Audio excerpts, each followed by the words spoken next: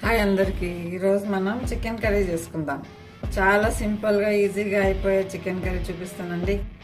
ఇక్కడ చికెన్ తీసుకున్నాను. చికెన్లో సాల్ట్, పసుపు, కారం వేసి మ్యారినేట్ చేసి పెట్టాను. దానిలో కొంచెం పెరుగు కట్ట వేసాను. పెరిగేసి మ్యారినేట్ చేసి పెట్టాను. హాఫ్ అన్ అవర్ అయింది. ఇప్పుడు కర్రీ ప్రాసెసింగ్ చూసుకుందాం. కడాయి తీసుకున్నాను. కడాయిలో ఆయిల్ వేసాను. ఇప్పుడు దీనిలో కట్ చేసుకున్న ఆనియన్స్ వేస్తున్నాను.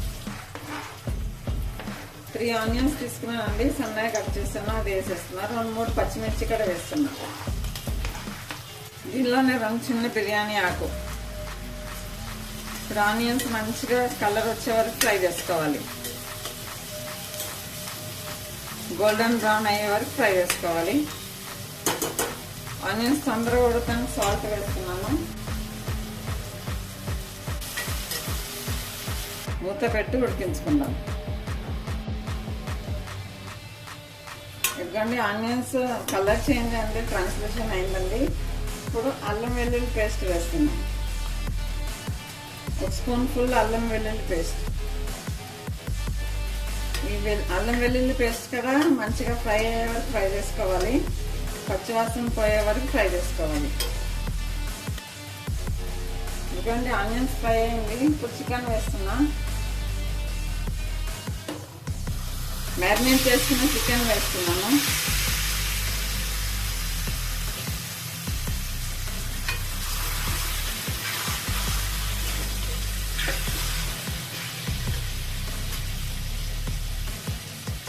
దీనిలోనే ఇంకా కొంచెం కారం వేస్తున్నాను. మ్యారినేట్ చేసేటప్పుడు నేను తక్కువ వేసాను కారం. హై ఫ్లేమ్లో మంచిగా ఫ్రై అయ్యే వరకు ఫ్రై చేసుకోవాలి. 6-7 మినిట్స్ హై ఫ్లేమ్లో ఫ్రై చేసుకోవాలి. ఎప్పుడైనా సరే చికెన్ హై ఫ్లేమ్లో ఫ్రై చేసుకుంటే మంచిగా టెండర్గా ఉడుకుతుందండి. ముందు లో ఫ్లేమ్లో పెట్టారనుకోండి చికెన్ రబ్బర్ లాగా అవుతుంది. ఒకసారి రబ్బర్ లాగా అవుతుంది కదా చికెన్. లో ఫ్లేమ్లో ఉడికించుకుంటేనే అలా అవుతుంది. స్టార్టింగ్లో హై ఫ్లేమ్లోనే ఫ్రై చేసుకోవాలి.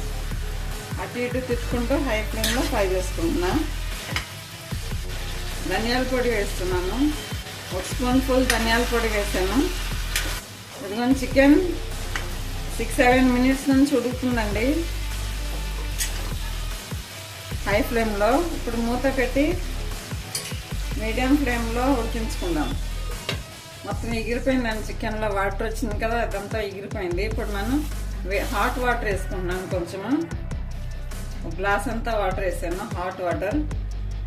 ఇప్పుడు మనం హై ఫ్లేమ్లో ఉడికించుకోవాలి చికెన్. ఇలా ఆయిల్ పైకి తేలే వరకు ఉడికించుకోవాలి లో ఫ్లేమ్లో. ఇప్పుడు దీనిలో గరం మసాలా వేస్తున్నా. 1/2 టీ స్పూన్ గరం మసాలా, కసూరి మెతి.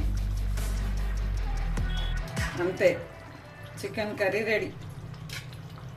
చాలా సింపుల్గా రెడీ అయిపోయిందండి కర్రీ. చాలా టేస్టీగా కూడా ఉంటుంది. ఇలా ఒకసారి ట్రై చేయండి.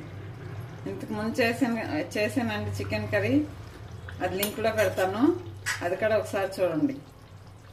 Thank you for watching.